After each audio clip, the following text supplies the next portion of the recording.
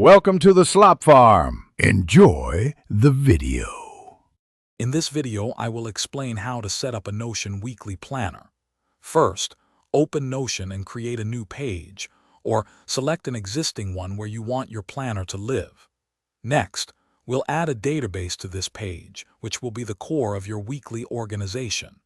This database will hold all your tasks and appointments, making it easy to track everything you need to accomplish throughout your week. Now let's build your task database. Select the table or board view when creating your new database. Crucially, add a date property to each entry.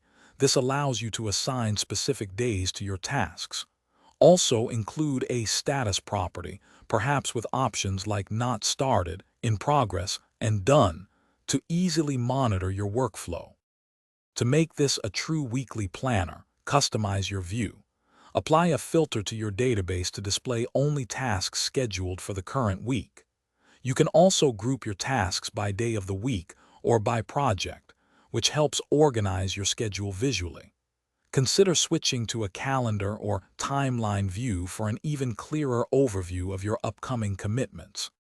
With your planner set up, begin adding your weekly tasks directly into the database entries. For tasks that repeat, leverage Notion's template button feature to quickly create recurring items without retyping.